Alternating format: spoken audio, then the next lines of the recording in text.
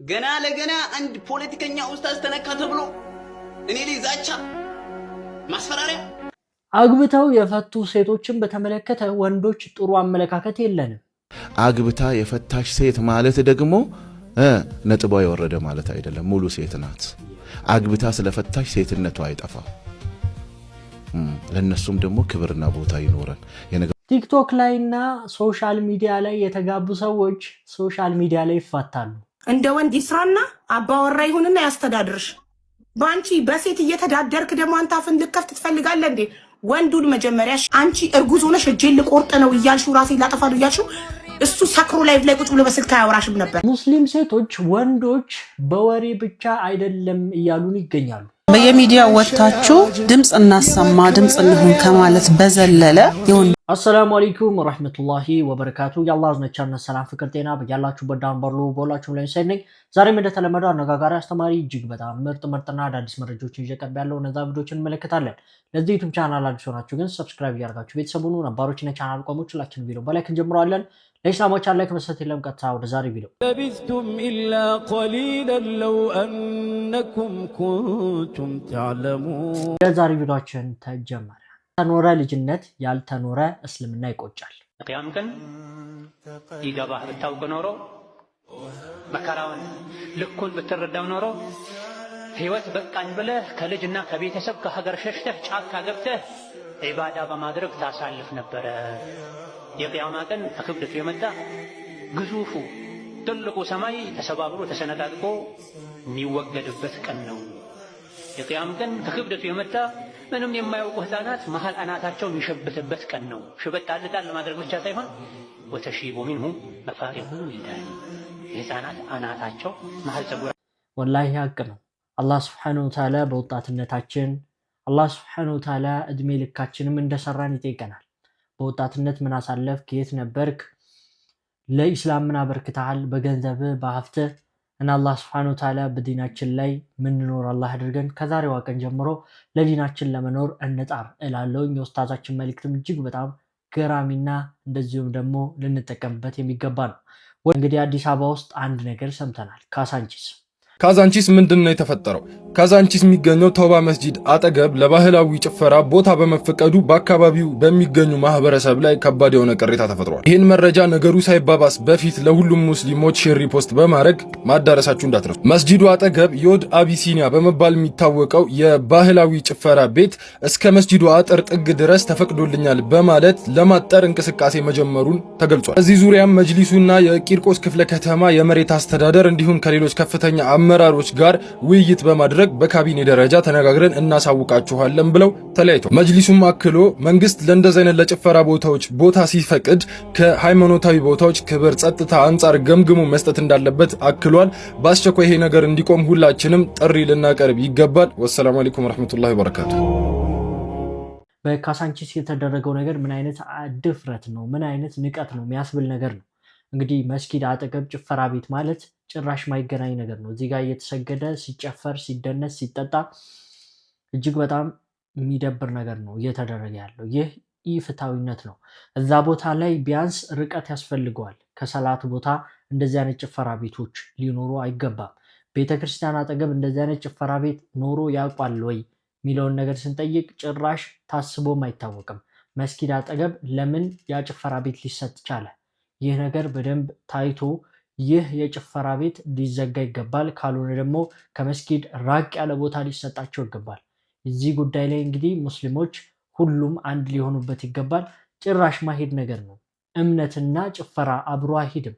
ሰላት እየተሰገደ ሙዚቃ በዲጂዎች ከፍ ተደርጎ ሲጨፈርበት ይሄ ሰላትን አትስገድ እንደማለት ነው። እምነትን አታካሂድ እንደማለት ነው እና ይህ ነገር የሚመለከተው አካል ሊያስተካክለው ይገባል። ፕሮቴስታንቶች በገንዘብ እየደለሉ ይገኛሉ። ህብረተሰባችን በተለያዩ ጥቅሞች በአልባሳት ጭምር ከእስልምና ብርሃን ወደ ክህደት እያፈገፈገ ይገኛል።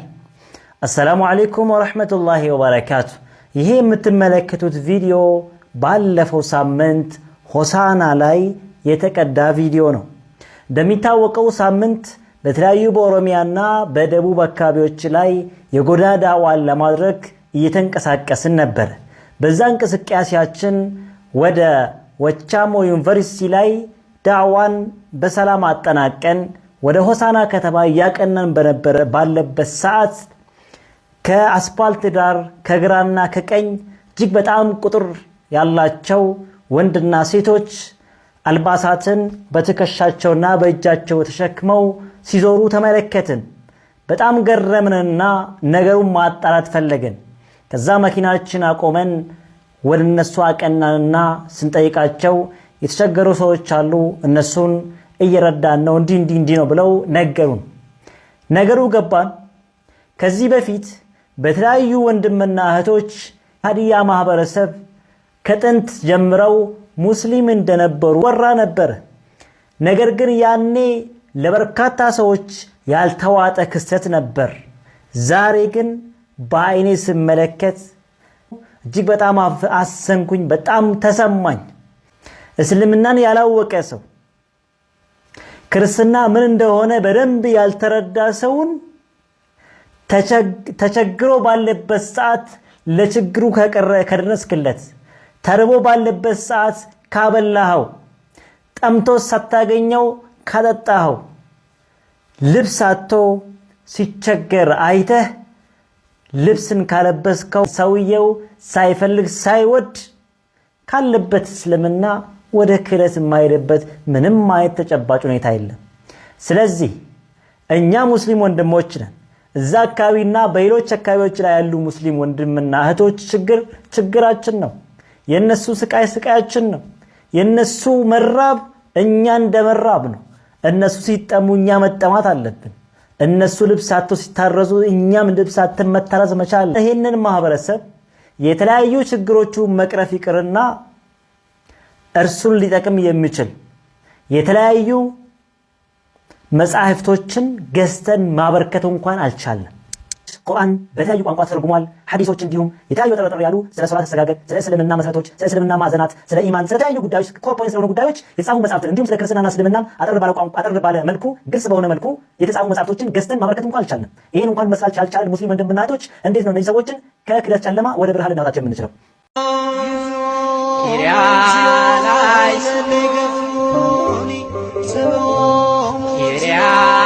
አሰላሙ አለይኩም ወራህመቱላህ። በቅድሚያ ቪዲዮውን በደንብ ኮፒ ሊንክ አድርጉ። በተጨማሪ ነገ ሐሙስ 3 ሰዓት ላይ ትልቅ ውይይት ይኖርና ሁላችሁም እንዳቀሩ። ወደ ሐሳቡ ስንመለስ እንዳያችሁት ቄሱ በአናቱ ተዘቅዝቆ እየጸለየ ነው ያለው። ጥያቄያችንና ሐሳቡ ደግሞ የሚሆነው ምንድነው? በአናታቸው የሚዘቀዝቃቸው ማን ነው የሚለው ነው። ተመልከቱ መጽሐፈ ሚስጥር ምዕራፍ 8 ላይ ሕዝቅኤልም የእግዚአብሔር መንፈስ ያዘኝ፣ በረጅምም ተራራ ላይ በአናቴ አቆመኝ አለ። በአናቱ ያቆመ ነብዩ ሕዝቅኤልም ማን ነው? የእግዚአብሔር መንፈስ አምላክ ነው። የእግዚአብሔር መንፈስ በክርስትና አምላክ ነው። ክርስትና 3 አምላክ ስላላቸው ማለት ነው። ከሶስቱ አካል አንደኛው አምላክ ነው። ምን አደረገው? በአናቱ አቆመው። ጥያቄ አጭር ብቻ ማለት ነው። በአናት የሚዘቀዝቅ ጋኔን ነው ወይስ ደግሞ አምላክ ነው? እኔ ጋኔን ይመስለኛል። ወሰላሙ አለይኩም። ብዙዎች ከኢስላም እንዲወጡ ከሚያደርጉበት ዋነኛ መንገድ በጥቅማ ጥቅምና በገንዘብ ነው። ስለዚህ ጉዳይ አንድ ወንድማችን የተናገረ ይገኛል። የመንገድ ላይ ዳዋ የሚያደርጉ ሰዎች በደንብ ያውቁታል። ብዙ ጊዜ የፕሮቴስታንቶች ሚሽነሪዎች ከውጭ ከፈረንጆች ፈንድ እየተደረገላቸው ገንዘብ እየተሰጣቸው በየገጠሩ ሙስሊም በማይገባበት ዳዋ በማይደረግበት ኡስታዞች በማይደርሱበት ቦታ በመሄድ እንግዲህ በተለያየ ጥቅማ ጥቅም እነዚህን ሰዎች ወደ ራሳቸው እምነት ለማምጣት እየጣሩ ይገኛሉ። በዚህ ጉዳይ ላይ ሁሉም ሙስሊም ሊሰራ ይገባል። በየገጠሩ ዲነል ኢስላም ሊስፋፋ ይገባል። ዳዋ ሊደረግ ይገባል። የመንገድ ላይ ዳዋ የሚያደርጉ ሰዎችም ደግሞ አላህ ሱብሓነሁ ወተዓላ ያግዛችሁ ይጠብቃችሁ። እነሱንም በምንችለው አቅም ሰፖርት ልናደርጋቸው። እንግዲህ ብዙ ጥቃት ይደርስባቸዋል። መንገድ ላይ ብዙ ሰው እነሱን ይሳደባል፣ ይተፋባቸዋል፣ ሊመታቸውም ይፈልጋልና አላህ እንዲጠብቃቸው ዱዓ እናድርግላቸው። ጉዳይ እንመጣለን። አክሱም ላይ ስላለው በደል ዛሬም ድረስ ምንም አይነት መፍትሄ አላገኘም። እሱን አስመልክቶ እንግዲህ አክሱም ላይ መጤ እየተባልን ያለ ነው። ስለዚህ ጉዳይ አንድ ወንድማችን ያብራራል።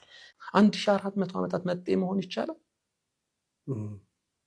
ያ ነው አሁን የሚያቀርቧቸው። ብዙ ጊዜ አይ ተቀብለን አስተናገድናችሁ ሲሉ ኦኬ፣ እስልምና ክርስትናም አክሱም ስልጣኔ ተቀብሎ ያስተናገደው ነው። እስልምናም አዘሴም ታይም በሁለቱ መካከል ያለው የዘመናት ልዩነት 300 ዓመታት ነው ሊሆን ይችላል።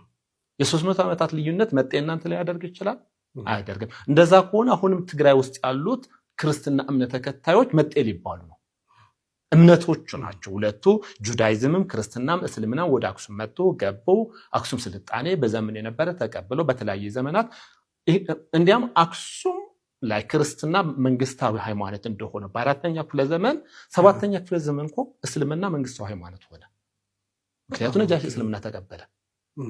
ስለተቀበለ መንግስታዊ ሃይማኖት ሆኗል ማለት እንችላለን። 7ኛ ክፍለ ዘመን መንግስታዊ ሃይማኖት ሆኗል። እስልምና ከተቀበለ በኋላ እሱ ማሳደድ ጀመረው አይደል የሚባለው። ኢትዮጵያ የክርስቲያን ደሴት ናት እኮ ተብለናል እኮ ወላሂ ተብለናል። ከድምጻችን ይሰማ በፊት የነበረ ቃል በቃል የነበረ ክስተት ነው። ገፍተው ማውጣት አልቻሉም። አቅም አልፈቀደላቸው። ተናገሩት መተግበር አልቻሉም። ለምን ያልቻሉት? በዛንባቸው። ሙስሊሙ የማይተኛ ራሱን የሚከላከል እንደሆነ ስለሚያውቁት አልቻሉትም። አሁንም አክሱም ላይ ይሄ ነው እየተነሳ ያለው። አሁንም አክሱም ላይ የትላንትና የህዋት ርዝራዥ ከተለያየ ከኢትዮጵያ ክልሎች እየተባረሩ የወጡ ሙስሊሙ ያባረራቸው አካሎች ቅሬታቸው ዛለ ቂም በቀላቸው ባሉ ትንሽ በሆኑ ሙስሊም ወንድሞቻችን ላይ ለመበቀል እየሞከሩ ነው። ሌላ ነገር አይደለም፣ በቀል እንጂ ሌላ ነገር አይደለም። የኒቃብ ብቻ ጉዳይማ ቢሆን ሂጃብ እኮ ጭራሽ ከተማው ላይ ማየት አንፈልግም አሉ እኮ። ሰላት የሚባል ነገር መስማት አንፈልግም አሉ እኮ። አዛን መስማት አንፈልግም አሉ እኮ አይደለ? ይሄ አቡ ጀህል እኮ ሲናገሩ የነበረው ነገር ነው። ሙሐመድ ሲሰግድ ካያችሁ ንገሩኝ እርምጃ ወስድበታለሁ ሲል ነበር እኮ። ራሱ የአቡ ጀህል እንትን እኮ ነው።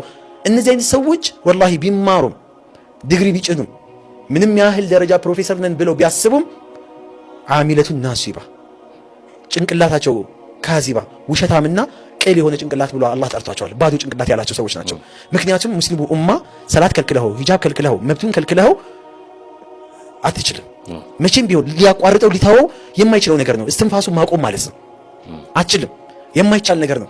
ስለዚህ የማይቻል ነገር ከማይቻል ነገር ጋር መታገል መተዛዘብ ነው። ወላሂ እንታዘባቸዋለን።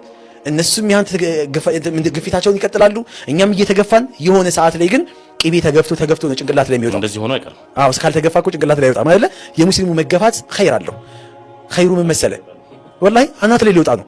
ኸይሩ ምን መሰለ? ኒቃሚስቶች ተማሪዎች አልበዙም?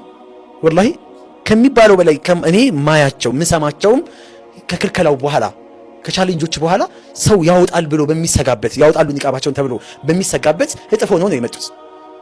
ሙስሊሙ ሲነካ ይብስበታል። እንግዲህ እንዳብራራውና እንደተመለከታችሁት መጤ የተባልንበት ምክንያት መጤ ከመሆናችን አንጻር አይደለም። ነገር ግን እነሱ መጤ ማለት ስለሚወዱና እስልምናን ስለሚጠሉ ነው። በተጨማሪም ሴቶች ከወሬ ይልቅ ተግባር ላይ እንያችሁ የወንድ ተግባር ላይ ያሉን ይገኛሉ። ምን ለማለት እንደፈለጉ አይ ቲንክ ገብቶናል ብዬ አስባለሁ። ብዙዎቻችን ኢቭን አሁን ላይ ድምፅ ለመሆኑላ በቂ አይደለንም ብዬ አስባለሁ። ብዙዎች ወጥተው ሚዲያ ላይ ሙስሊም ሆነው በጣም ታዋቂ ሆነው ነገር ግን ሲሽለጠለጡ እናያለን። ስለዚህ ጉዳይ እንደማያወሩ እናያለን። ለወንዶቻችን ልናስተላልፍ የምንፈልገው መልእክት ምንድነው? ሰላም አለይኩም። በአክሱም ወገኖቻችን ላይ የደረሰውን ኢፍትሃዊ የሆነ ተግባር እኛ የኡሙ ማራህ እስላማዊ በጎ አድራጎት ጀማ ሴት ስብስቦች ከልብ በማውገዝ ለወንዶቻችን ልናስተላልፍ የምንፈልገው መልእክት ምንድነው? ወንዶች በየሚዲያው ወጣችሁ ድምጽ እናሰማ ድምጽ እንሁን ከማለት በዘለለ የወንድ ተግባር ላይ እንድትቆሙልን እንጠይቃችኋለን። ብረት በር ነው ሂጃብ ለሴት ልጅ ጂሱም ደግሞ ይሄንን ነገር ከወሬ ይልቅ ወደ ተግባር መግባት መቻል አለበት። የቤተ ክርስቲያኖችን የሃይማኖት ጉባኤዎችን አናግራለሁ ጥሪ አቅርቦላቸዋል። እነሱ ጋር በአካል ተገኝቶ እንግዲህ መፍትሄ ሊያሰጣቸው ይገባል። ሴቶች እንግዲህ በአሁኑ ሰዓት ላይ ሂጃባቸው ኒቃባቸው እየተገፈፈ ነው ያለው። ወንዱ ደግሞ ዝም ብሎ እያየ ነው ያለው። አላህ ሱብሓነሁ ወተዓላ መፍትሄውን ያምጣው። በዚህ ጉዳይ ላይ እናንተ ምን ሐሳብ አላችሁ? ሐሳባችሁን ኮሜንት ላይ ማስቀመጥ ትችላላችሁ። ወደ ቀጣይ ቪዲዮ ወስዳችኋለሁ። ኡስታዝ ያሲን ኑሩን የተናገሩት ሰዎች ዛቻ ደርሶባቸዋል። ገና ለገና አንድ ፖለቲከኛ ኡስታዝ ተነካ ተብሎ እኔ ላይ ዛቻ ማስፈራሪያ። አንተን ሰው ብሎ ማን ያስፈራራል? አፍህ እንደ ቂጥ ሁልጊዜም ያራል። ደረጃ የሌለህ ጨፋሪ ቀባጣሪ፣ የሰው ቀጅላላ የጅሎች መሪ፣ ሃይማኖት ከፋፋይ ጥላቻን ሰባኪ፣ አስመሳይ ሌባ ህዝብ አነካኪ፣ የሃይማኖት አባቶችን የማታከብር አፍህን ስከፍት ምንም ማታፍር፣ እድሜህ ጃጅቶ ቂጥህ ሸብቶ ተቸግረሃል ማሰቢያህ ሙቶ። ኡስታዝ ያሲን ኑሩን ምንም ብትጠላውም እንደ ትንኝ ነህ ምንም አጠቅመውም ምንም አጎዳውም። እኔ ኡስታዝ ያሲን ኑር በነገራችን ላይ እንዳንድ ሀገር ሰው እንዳንድ ኢትዮጵያዊ አፍሬ ይባላሉ። ዛሬ በሀገራችን ላይ ወላጆቻችን ወጥተው መግባት የኢትዮጵያ ማህበረሰብ ወጥተው መግባት ባቃተበት ጊዜ ላይ አንተ ወጥተህ ዳስ አትጣሉ። ብራዘር እኔ አንድ ነገር ልንገርህ አይደለ? ዳስ ጥለህም ኢትዮጵያ ውስጥ ሲያንስህ ነው። ዳስ ጥለህ ራሱ ነፃነትን አታገኝም። አይደለምና ዳስ ታጥ ዳስ የምጥልበትም ራሱ ቦታ ልታገኝ አትችልም በዚህ ሰዓት። ኦኬ ዳስ ራሱ አትጥልም አታገኝም አቦታ አገሬ የሞተበት የጥዶ ያለቅሳል ብሎ ይዘፈነልህ እኮ። ስለዚህ ነው እኔ እኮ የገረመኝ ቆይ ኢትዮጵያ ውስጥ ያለ ነው እኛ አይደለም ነው እናንተ እኮ ከሀገር ውጭ ሆናችሁ እኮ ነው እንደዚህ የምትለፈልፉት እንደዚህ ያላያችሁትን ነገር የምታወሩት። እኛ እኮ ሀገሪቷ ውስጥ ሆነን ብዙ ነገር እየተመለከተን እኮ እያየን እኮ ነው። ሰው መግቢያና መውጫ አጣ የምትሉት የትኛው ሰው ነው? ከሆነም እናንተ ባደረጋችሁት ድርጊት ነው። እናንተ ጫካ ባስገባችሁት ባሰማራችሁት ነው ህዝቡ ወጥቶ መግባትን ያልቻለው። የትኛው ህዝብ ነው ገብቶ መውጣት ያቃተው? እስቲ በዚህ መንግስት ምክንያት የትኛው ህዝብ የት አካባቢ ላይ ነው በዚህ መንግስት ምክንያት ገብቶ መውጣት ያቃተው? እኛንን እኮ በአይናችን እየተመለከተን እያየን ያለ ነው። እናንተ እኮ ምንም የምታውቁት ነገር እኮ የለም የተባላችሁትን ብቻ። እኔ እኮ የምታወሩትን ነገር ፈልጌ አጣሁ እንዴ! ጭራሽ ገብቶ መውጣት አልቻለም። የት አካባቢ ላይ ማን ነው ገብቶ መውጣት? ኧረ ሼም ነው፣ ኧረ ሼም ነው። እኛ እኮ ኢትዮጵያ ውስጥ ነን ያለ ነው እያየን እኮ ነው። ለቴዲ አፍሮ ጠበቃ ሆነሽ ከሆነ በግልጽ ቴዲ አፍሮን ስም ጠርቶ ቴዲን ዘቅዝቆ ያዋረደው ይሄኛው የእናንተው ዲያቆን ነው። ዲያቆን ማርቆስ ነው ዲያቆን ዮርዳኖስ ነው የሚባለው አላውቅም፣ ብቻ ይሁን ዲያቆን ነው። ከዲያቆኑ በላይ እኮ ስለ ቴዲ አፍሮ አልተናገረም እኮ ኡስታዝ ያሲን ኑሩ። ዳስጣል አይባልም ነው ያለው። እውነት ነው። ጄኔሬሽኑን እንዴት ዳስጣል፣ ጄኔሬሽኑን እንዴት ነው ሀዘንተኛ የምታደርጉ? ስለዚህ የኡስታዝ ያሲን ኑሩ ሀገር አልሞተችም። የቴዲ አፍሮ ግን ያው ሞታም ይሆናል። እውነት ነው። የእናንተ የቴዲ አፍሮ ደጋፊና የቴዲ አፍሮ ሀገር ሞታለች። ያ ቴዲ አፍሮ የሚይዘው ሰንደቅ ዓላማ አሁን አይደለም የተቀበረው፣ አሁን አይደለም የሞተው፣ ቆይቷል ከሞተው ማለት ነው። ስለዚህ ኢትዮጵያ ሞታ ሳይሆን ኢትዮጵያ ገና ተወልዳ እያደገች ነው ኢትዮጵያ፣ እውነቱን ለመናገር ማለት ነው። አንዳንድ ፕሮብሌሞች ሊኖር ይችላሉ፣ ይስተካከላሉ፣ በሂደት ነው። መጀመሪያ እናንተ ጫካ ያስገባችሁትን ህዝቡን እየረበሻችሁ ያላችሁበትን ጫካ ያሰማራችሁትን መጀመሪያ በዚህም በኩል በኦሮሚያም በአማራም በኩል በየትኛውም በኩል ይሁን ጫካ ያሰማራችሁትን ወደ ቤታችሁ አስገቡና እነሱም ይረፉ፣ ሀገሪቷን ሰላም ታገኛለች። ነገር ግን እዚህ ጋር አንተ እየፈለጥክ፣ ነገር ግን እዚህ ጋር መስጂድ እየገባህ እየረበሽክ፣ እዚህ ጋር ቤተክርስቲያን እየገባህ እየረበሽክ መንግስት መጥቶ ለምን ከለከለኝ፣ መንግስት መጥቶ ለምን አገደኝ፣ መንግስት መጥቶ ለምን ተከላከለ ከህዝቡ ከማህበረሰቡ ለምን ማህበረሰቡን አንጨፈልቀውም? ለምን መኪና እናቃጥለውም? ለምን ይሄን እናደርገውም? ለምን መስጂድ እናቃጥለውም? ለምን ምናንን ለምን አንገድልም? በክርስቲያኑ በኩል ይሁን በሙስሊሙ በኩል ማለት ነው። ያ እንደዛ የምትሉትን ተውትና ወደ ከተማ አስገቡ፣ ኑሯቸውን ይኖሩበት። እነዛም ሰዎች እኮ ተንከራተቱ እኮ እነሱ ራሱ ተቸገሩ እኮ በእናንተ ምክንያት። እናንተ ፈንድ በምታረጉት ገንዘብ እነሱ ተሰቃዩ፣ ተጨፈጨፉ፣ ተገደሉ። ይህ አንተ ስትወክስ መንግስት ቆመ። ይህም ይህ ህዝብ እኮ ከአላህ በታች በሀገሪቷን በሚመራ መንግስት በሚመራ መሪ እኮ ነው የምትኖረው አይደል እንዴ? ስለዚህ ህዝቡ የህዝቡ አማና በሱ ላይ ስላለ አሰልፎ ነው ከእናንተ ጋር የሚዋጋው። ለምን ተዋጋኝ አይባልም፣ ለምን ገደለኝ፣ ለምን ጨፈጨፈኝ አይባልም። ይጨፈጭፋል፣ ይገድልሃል እምብ ብለህ ከመጣ ማለት ነው። አንተ ስትወክስበት እሱ ቆሞ የማይበት ምክንያት የለም። አንተ ጥይቱን ስትወክስበት እሱ እንቁላል የሚወረወርብህ ምክንያት የለም። አባት ስናይፐር ነው አናቲ ላይ አድርጎ የሚተወክስብህ የሚለቅብህ ማለት ነው። እነዛዎች ስለተጨፈጨፉ፣ እነዛዎች ካሰቡት ነገር ስለታገዱ፣ ያሰቡትን ነገር ሰክሰስ ስላላደረጉ ህዝቡ ወጥቶ መግባት አቃተው ማለት አይቻልም። ህዝቡ እኛ ነን እኮ፣ ሌላ ሰው አይደለም እኮ። ህዝቡ እኔ ነኝ፣ ሌላም እንደኔ ኢትዮጵያውያኖች አሉት። እኔው ራሴ ነኝ፣ ከህዝቡ አንዱ እኔ ነኝ። ስለዚህ በሰላም ወጥቼ እየገባው ነው። ምንም አጋጥሞኝ አቅም ምንም ችግር አይቻል አቅም አልሐምዱሊላህ። ይሄ ነው ኡስታዝ ያሲን ኑሩን በመናገሬ አንድ ፖለቲከኛ ምናምን እያለ ነው አንዱ ጀለስ ማለት ነው። ለማንኛውም ይህ ጀለስ ሙስሊም ይሁን አይሁን እርግጠኛ አይደለሁም። እኔ ግን ሙስሊም ይመስለኛል። እና ለምንድን ነው እኔ ላይ ምዝቶብኝ እያለ ነው የሚገኘው። በመጀመሪያ አንተ ማን ስለሆንክ ነው ሰው የሚዝትብህ? ምን ስለፈጠርክ? ምን ስላደረክ? አይ ዶንት ኖ። ብዙ ሰዎች ኡስታዝ ያሲን ኑሩን ስለሚወዱ አንተ ላይ ሊዝቱ ይችላሉ፣ ሌላም ነገር ሊያደርጉ ይችላሉ። ግን ምንም አጠቅም ሰው አንተ። ኡስታዝ ያሲን ኑሩን ፖለቲከኛ ያሉት ብዙዎች ነበረ። ያው የእነሱን የፖለቲካ አስተሳሰብ እዛ መድረክ ላይ ወይም ደግሞ ኹጥባ ላይ ሊያሰራጭላቸው አይደለም የገባው። ኡስታዝ ያሲን ኑሩ ኹጥባ ንግግሩ የሚያደርገው ስለ ኢስላም ነው፣ ስለ ኢትዮጵያዊነት ነው፣ ሐቃቁን ነው የሚያወራው እንጂ የአንድ ብሔር ደጋፊ አይደለም። የኛን ብሔር ስላልደገፈልን የኛን ብሔር እዛ መስጊድ ላይ ስላልተናገረልን እኛ የምንፈልገውን ንግግር ካልተናገረልን አይባልም። ኡስታዝ ያሲን ኑሩ የዛኔ የተናገራቸው ንግግሮች ምንም ማይወጣላቸው ምርጥ ቃላቶች ነበሩ እና ይሄንን አስመልክቶ እንግዲህ ያው ብዙ ውዝግብ ተነስቶ እንደነበረ ተመልክተናል። ብዙ ሙስሊሞች ኡስታዝ ያሲን ኑሩ ጎን አብረው ቆመዋል። አንዳንድ ደግሞ በጣም ጥቂት የሚባሉ ደግሞ ኡስታዝ ያሲን ኑሩን ተችተው ነበረ። ያው የተቹትም በመጨረሻ ይቅርታ የጠየቁበት ሁኔታ አለ። እነ አሲያ እና መሰሎቿ በመጨረሻ የሙስሊሙ ማህበረሰብ አስተሳሰብ ለመከፋፈል ሙስሊሙን ማህበረሰብ በፖለቲካ ምናምን አድርጎ ሊከፋፍሉ ሞከሩ። መጨረሻ ላይ ግን አልተሳካላቸው።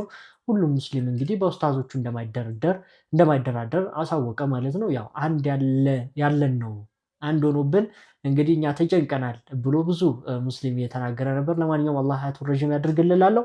በሚዲያ የተጋቡት በሚዲያ ተፋተዋል። ሀቢባ አጋባቻቸው፣ ሀቢባ አፋታቻቸው።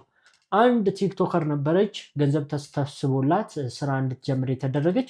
እሷም እንግዲህ ከአንድ ወንድ ጋር ተጋብታ ነበር። በመጨረሻ ምን ተፈጠረ? በጣም ብዙ ዝግብ ተፈጥሯል። አብረን እናየዋለን። ለእኔ የፈለግሽውን ነገር ብትናገሪ ከተናገርኩት አንግል ነው የወሰድሽ። አንዴ ይቅርታ፣ አበባውን ቆጥራችሁ መልሱለት ሞዴሬተሮች። ሞዴሬተሮች አበባውን ቆጥረው እየመለሱልክ ነው። ማናይ ሞዴሬተር ስንት አበባ እንደሰጠክ ጋላሪ ላይ ያሳያል። ቁጥሩን አይተሽ በቁጥሩ ልክ አበባ መልሱለት ሞዴሬተሮች። ቴንክ ዩ። እሺ ማንም ሰው ፎሎ እንዳያደርገኝ አንድ ሰው መጀመሪያ የምናገረው አንድ ሰው ፎሎ እንዳያደርገኝ አበባም እንዳይሰጠኝ ጊፍት እንዳይሰጠኝ አልፈልግም። አበባ እዚህ ቤት የሰጠከው አበባ ያው ተመልሶልካል ተቆጥሮ። ቀጥል፣ እየሰማንክ ነው።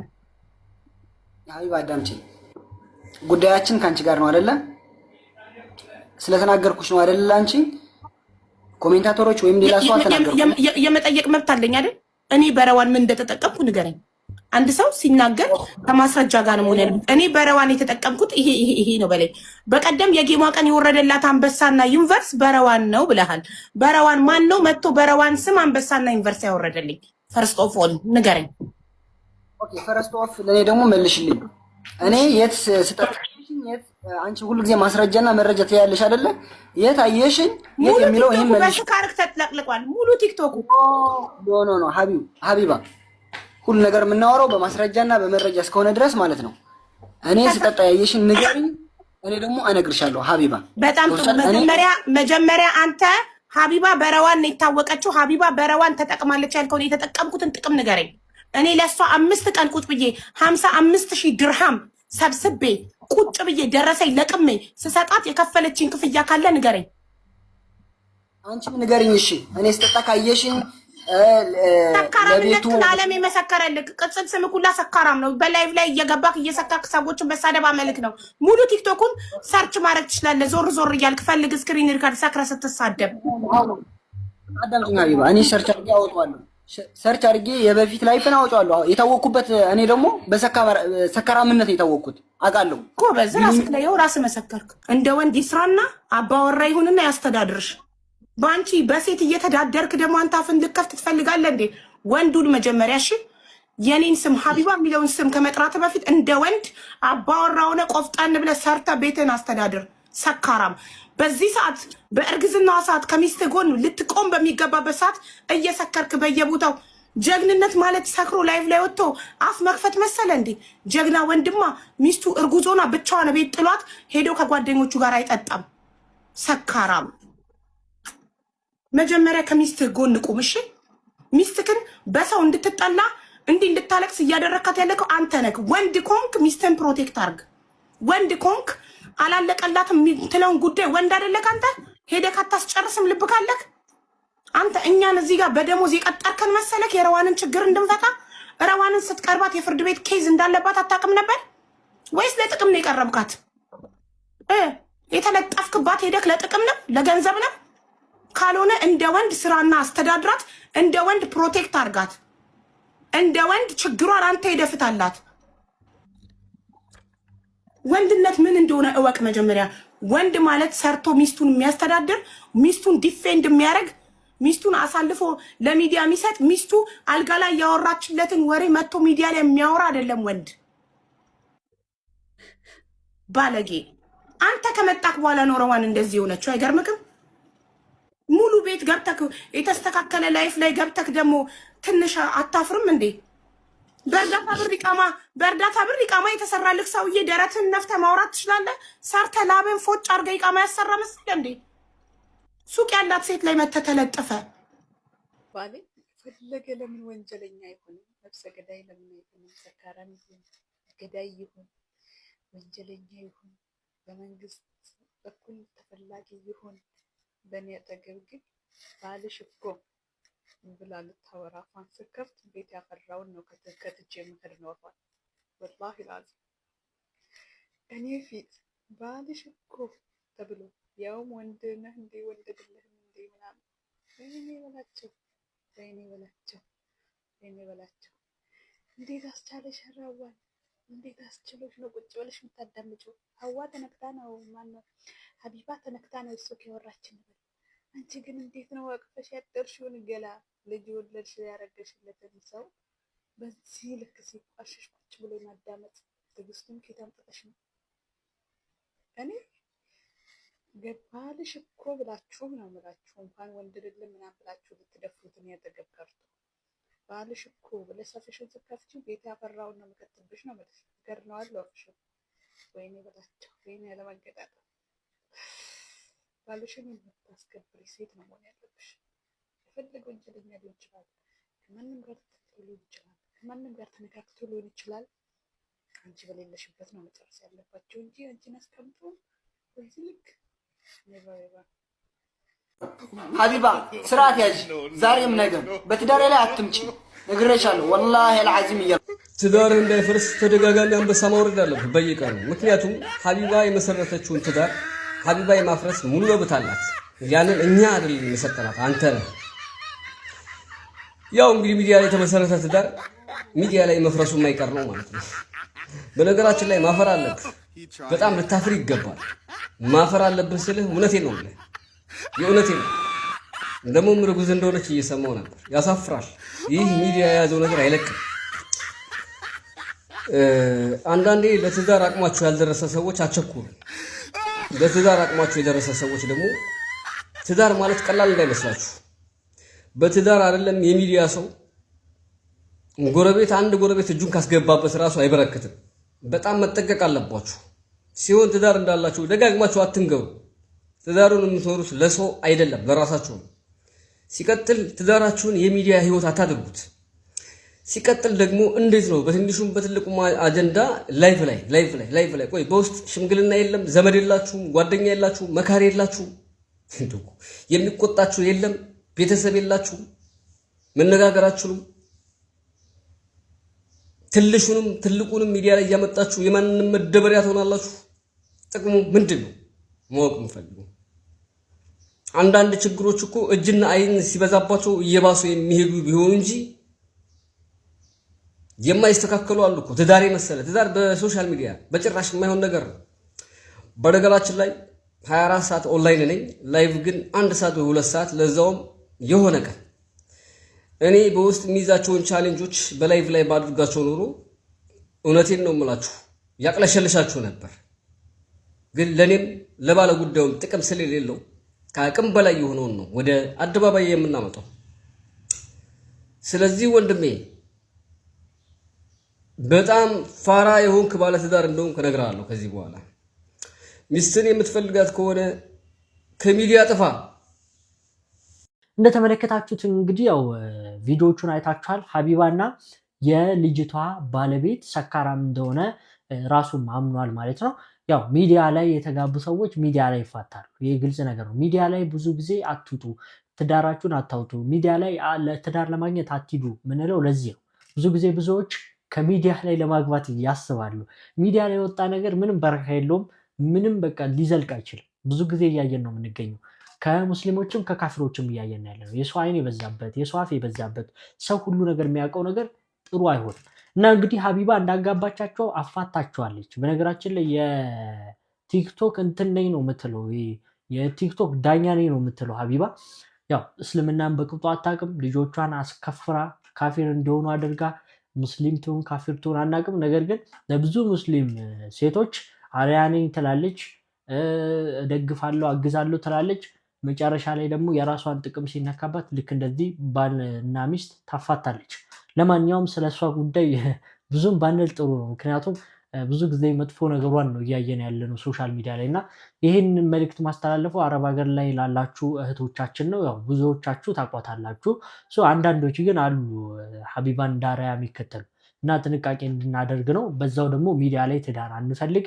ሚዲያ ላይ ወጣ ነገር ምንም ጥቅም የለውም። ሚዲያ ላይ ወጣ ነገር ሲዛለቅ አይተነው አናውቅም፣ ልናየውም አንችልም እና ያ ወንዱ የተናገረው ንግግር ተመችቶኛል። ሚዲያ ላይ እንዳጋባቻቸው ሚዲያ ላይ አፋታቻቸው አሉ እና ሚስቶችና ባሎች ደግሞ የራሳችሁን ችግር ራሳችሁ ለመፍታት ሞክሩ። ወይ ደግሞ የቅርብ ሰው ቤተሰብ ዘመድ ጋር ቢፈታ ይሻላል እንደዚህ ሚዲያ ላይ ከሚወጣ እና ደግሞ ባልና ሚስቶች ችግራችሁ ሶስተኛ ወገን ሳታስገቡ ለመፍታት ጥረት ማድረግ መቻል አለባችሁ። በዚህ ጉዳይ ላይ እናንተ ሀሳብ ምንድን ነው? ሀሳባችሁን ኮመንት ላይ አስቀምጡላለሁኝ። ወደ ቀጣይ ቪዲዮ እንሄዳለን። ስለ አገቡ እና ስለፈቱ ሴቶች። አግብታ የፈታች ሴት ማለት ደግሞ ነጥቧ የወረደ ማለት አይደለም፣ ሙሉ ሴት ናት። አግብታ ስለፈታች ሴትነቷ አይጠፋም። ለነሱም ደግሞ ክብርና ቦታ ይኖረን።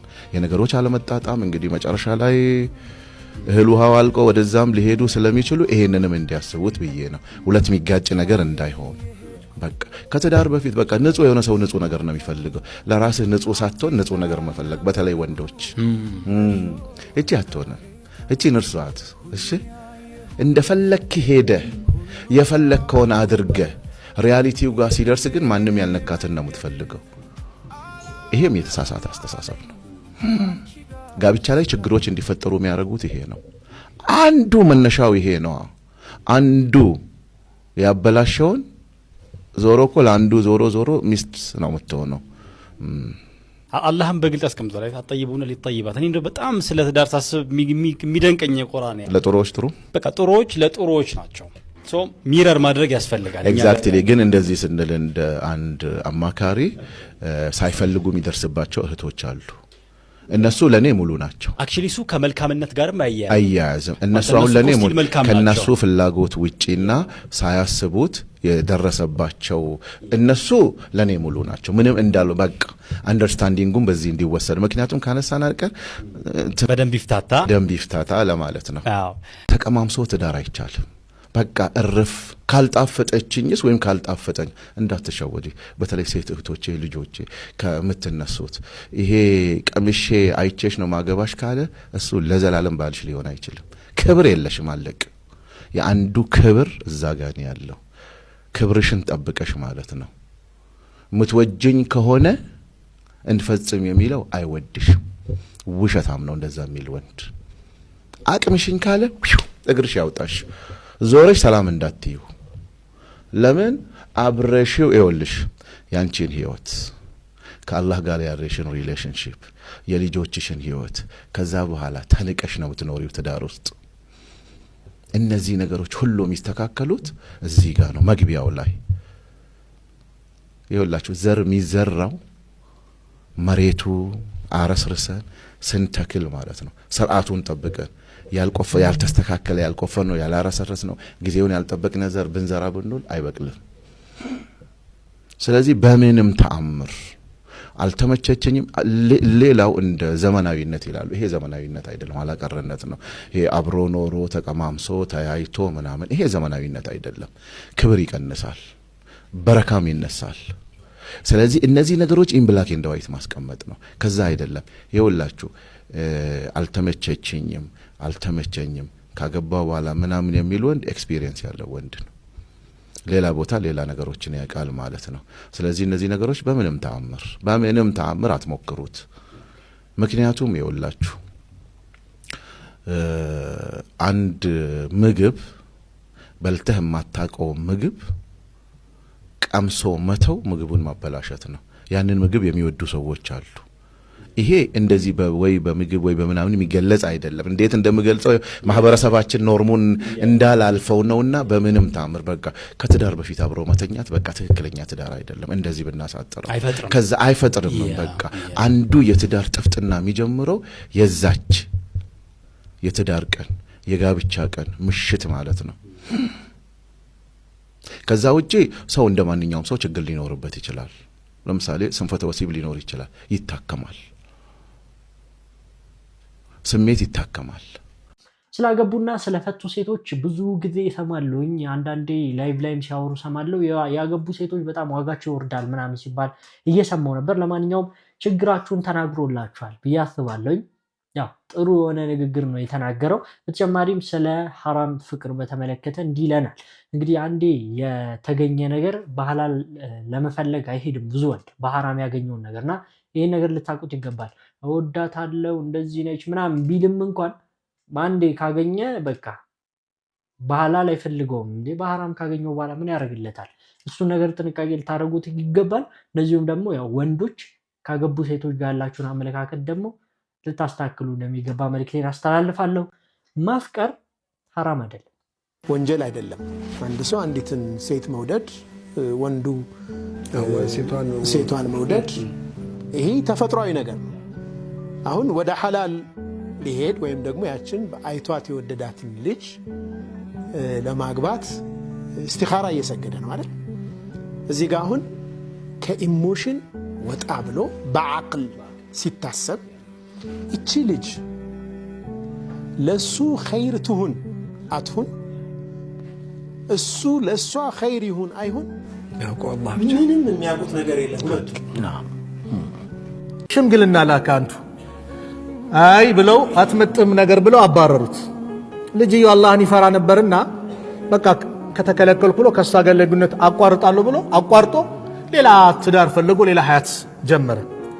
እቺ ባል መጥቶላት ወላጆቿ የመለሱባት ልጅ በንዴት ከሌላ ሰው ሄዳ ሐራም ግንኙነት ትጀምራለች። ሆዷ እየገፋ ሲመጣ የልጅቷ እናት ደውላ ይሄ ልጅ ጋር ባክህ ቶሎ በል ሽማግሌ ላክ አለች። የምን ሽማግሌ? ባለፉት ባክህ ቶሎ በል ሳንዋረድ አለች። ምንድነው እንደዚህ ተከስቷል? እኔ እኮ የዛኔ ነው ያቆምኩት።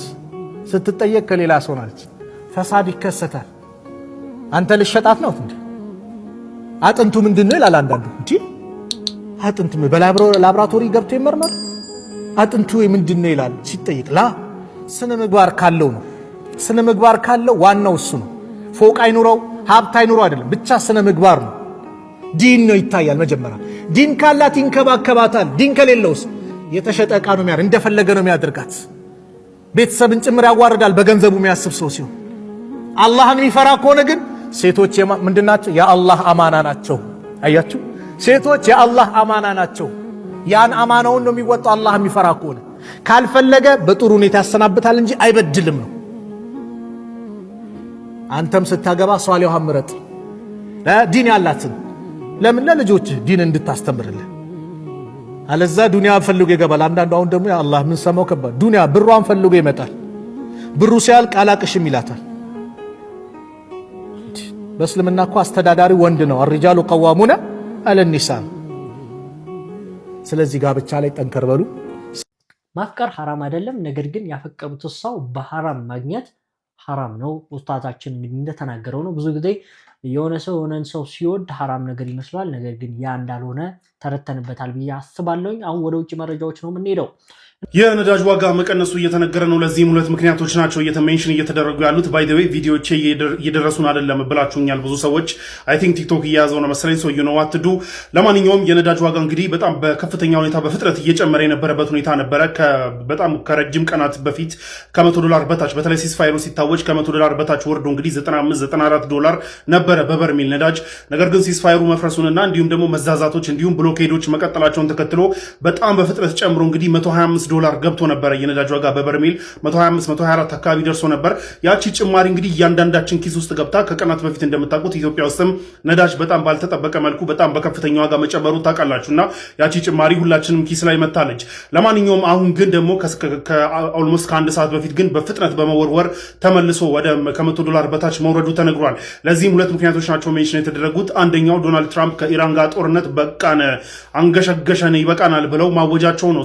ዶናልድ ትራምፕ ትራምፕ እና የሳቸው አድሚኒስትሬሽን ላይ ያሉ ሰዎች ከኢራን ጋር ጦርነት በቅቶናል ብለዋል በትላንትናው ዕለት። ይህ እንደ አንድ ምክንያት ሲጠቀስ፣ ሁለተኛውና ዋነኛው እንዲሁም ደግሞ ለዓለም ተስፋ ይሰጣል የተባለው ኢራንና አሜሪካ ለመስማማት በጣም ጫፍ ደርሰዋል መባሉ ነው። ይህንን አክሲዮስ እና እንዲሁም ሌሎች ብዙ የኒውስ አውትሌቶች መዘገባቸውና እንዲሁም ዶናልድ ትራምፕ በዛሬው ትዊታቸው ላይ አሳውቀው ነበር። ከኢራን ጋር በጣም ትሪሜንደስ የሆነ መቀራረብ ላይ ደርሰናል ብሎ አሳውቀው ነበር። ደን ደግሞ አደራዳሪዋ ፓኪስታንም ይህንን ኮንፈርም ማድረጓን ተከትሎ በቃ ስምምነት ላይ ሊደረስ ነው በሚል እንግዲህ የነዳጅ ዋጋ ወርዷል ማለት ነው። ይህ ስምምነት የተለያዩ ፖይንቶች ኢራንና አሜሪካ ሲለዋወጡ ነበረ። የስምምነት ሜሞራንደም ኦፍ አንደርስታንዲንግ ይፈራረማሉ ተብሎ የነበረው መጀመሪያ 10 ፔጅ ነው፣ ዘን 8 ፔጅ ነው፣ ዘን 3 ፔጅ ነው ምናምን ሲባል ነበር። ግን ያ ሁሉ እንግዲህ ወርክአውት ተደርጎ ወደ 1 ፔጅ ወርዷል። እዚህ 1 ፔጅ ላይ እንግዲህ ኢራን ሁለቱም የሆርሙዝ ሰርጥን ለመክፈት ተስማምተዋል። ያ ብቻ ሳይሆን እንግዲህ ኢራን ኒውክሌር ለ12 ወር ለ15 ዓመት ማብላላት ታቆማለች ነው የተባለው። 12 ወር 15 ያልኳችሁ ኮንፈርም ስላልተደረገ ነው። ነገር ግን በመጀመሪያ ኦፈሮች ኢራን 5 ዓመት ነበር ያለችው፣ አሜሪካ 20 ዓመት ነበር ያለችው። በዚህ መሃል ላይ እንግዲህ በ12 ወር በ15 ዓመት በሚለው ይስማማሉ ነው የተባለው። ይህ ዓመት ካለቀ በኋላ ግን በ3.6% ጥራት ዩሬኒየሟን ለሲቪሊያን ፐርፐዝ ማብላላት ትችላለች ኢራን። ይህ እንግዲህ ጦርነቱ ኢሚዲየትሊ ይቆማል። ኢራን ከተስማማች ደግሞ አሜሪካ ደግሞ ምን ታደርጋለች? በቢሊየንስ የሚቆጠሩ የኢራን አሴቶችን ሲዝ ያደረገቻቸውን ኦር ፍሪዝ ያደረገቻቸውን ፎሬን ባንኮች ውስጥ ያሉትን በቢሊየንስ የሚቆጠሩ ዶላሮች ትለቃለች፣ እንዲሁም ማዕቀቦችን ታነሳለች ነው የተባለው። ይህ ሁሉ ስምምነቶች እንግዲህ ለስምምነት በጣም ጫፍ ላይ ተደርሷል መባሉን ተከትሎ የነዳጅ ዋጋ በጣም በፍጥነት በማሽቆልቆል ከ120 ቤት ዶላር ወደ 100 በታች ወርዷል ማለት ነው።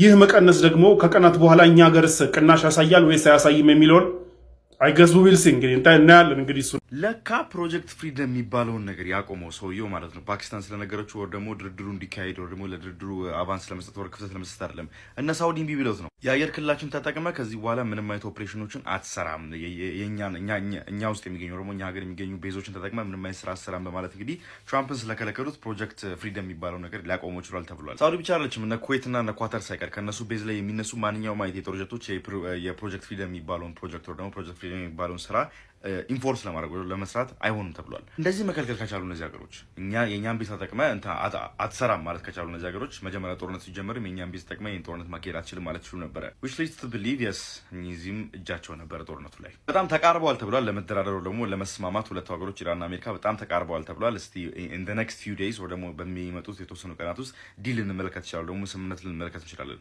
በሆርሙዝ ሰርጥ ላይ እያንዣበበ የነበረው የጦርነት ስጋት ፋታ ሊያገኝ ነው እየተባለ ነው። አሜሪካና ኢራን ወደ ጦርነት ማቆም አይነት ሂደት ውስጥ እየገቡ መሆናቸውን የሚገልጽ መረጃ በስፋት በዓለም አቀፍ መገናኛ ብዙሃኖች እየተሰራጨ ይገኛል። የኢራንና የአሜሪካ ጦርነት ሊያበቃ የሚችልበት እድል እንዳለ በመገለጽ ላይ ነው። 3 ነጥቦችን ለያዘው የኢራን ፕሮፖዛል አሜሪካ መልስ መስጠቷን ቴህራን አረጋግጣለች። ከዛም በኋላ አንድ ገጽ የሆነ ኤምኦዩ ለመፈራረም እሱን ጉዳይ ሪቫይዝ እያደረገች መሆኑን ነው ያሳወቀችው። በአሜሪካ በኩልም ይህኛው ጉዳይ ምልክት ተሰጥቶበታል። ዛሬ ዶናልድ ትራምፕ እንደምታውቁት በሆርሙዝ ሰርጥ ላይ ፕሮጀክት ፍሪደም ብለው ተግብረውት የነበረ በሰኞ ዕለት ባሳለፍነው ሰኞ ጀምሮ እያስተገበሩት የነበረውን መርከቦችን ነፃ አወጣለሁ የሚል እንቅስቃሴያቸውን አስቁመዋል፣ ገታ አድርገዋል እንደማለት ነው። ስለዚህ ይሄኛው አካሄድም ምናልባት ጦርነቱን የማቆም ፍላጎት በነ ትራምፕ ዘንድ ለመምጣት መገደዳቸውን የሚያሳይ ምልክት ሆኖ እየቀረበ ነው። ጥያቄው ግን ለምን አሜሪካ አሁን ላይ ዶናልድ ትራምፕ ይህንን ጦርነት ማቆም የሚቻለውን ነገር ቅድሚያ ሰጥተው መነጋገር ፈለጉ የሚለው ነጥብና በዚህ ሂደት ውስጥስ እንደ ቻይና የመሰሉ ሀገራት ሚና ምንድን ነው? እንደምታውቁት ዛሬ የኢራን የውጭ ጉዳይ ሚኒስትር አባስ አርጋቺ በቻይና ነው የሚገኙት እና ከቻይና የውጭ ጉዳይ ሚኒስትር ባለስልጣናት ጋርም ተነጋግረዋል።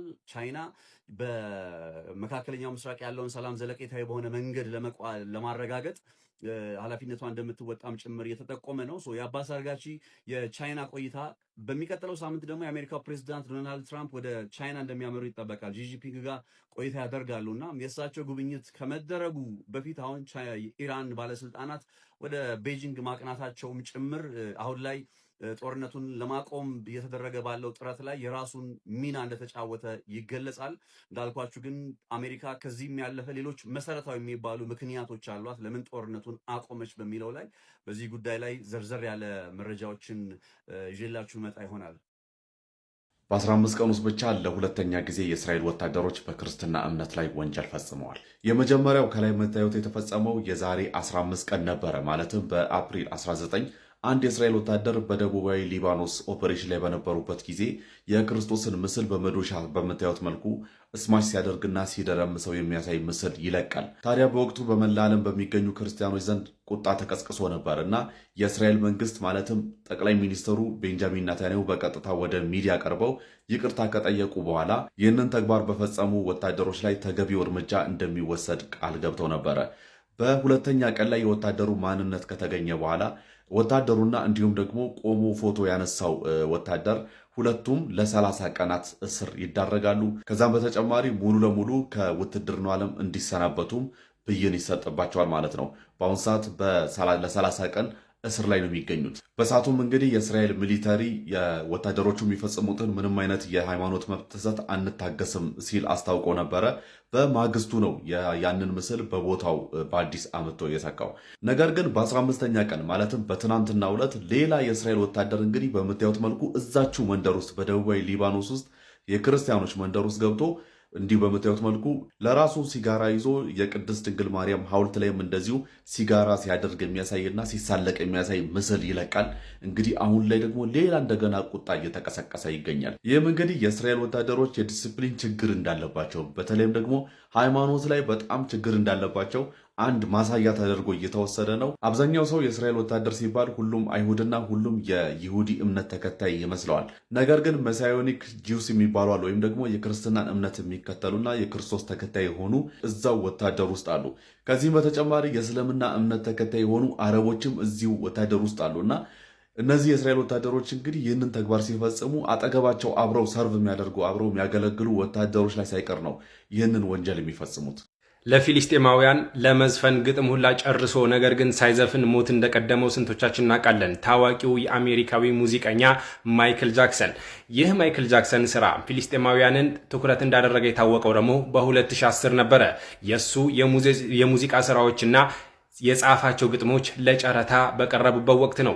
በዚህ ጊዜ ማይክል ጃክሰን አንድ ሙዚቃ አዘጋጅቶ ነበረ። በ1993 ግጥሙን በሙሉ የጨረሰው ማለት ነው።